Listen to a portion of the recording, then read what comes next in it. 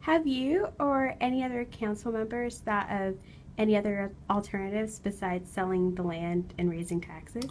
Those are the two that are on the table right now. We'll hear from the public. Maybe the public will come up with some other ideas.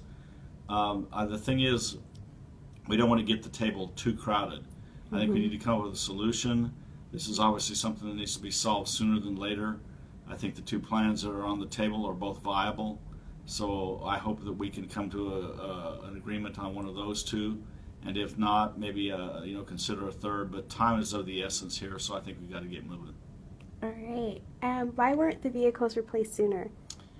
Boy, again, I've only been in office for a few months. I was just elected. You'd have to ask my predecessor and maybe others on the council. But I prefer to look forward rather than back. I'm not into blaming, anybody for where we are. We are where we are. We need to be about solving this problem, not pointing fingers.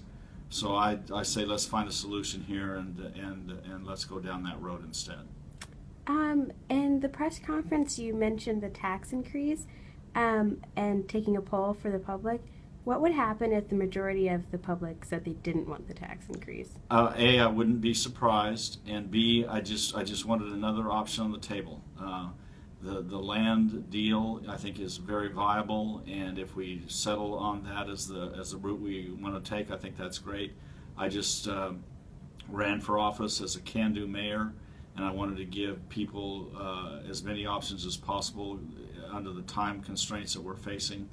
But if the public decides not to go that way, the will of the people will speak. Okay. With lack of police cars around, if there is an increase in crime rate, should the citizens feel safe? Well, I think right now the police are doing an outstanding job against some pretty difficult circumstances. They are responding to calls. They're responding to them in as timely as manner as possible. The streets of Smallville are safe. We haven't had any increase in crime that I've seen. Our response times are up a little bit, and nobody's happy about that.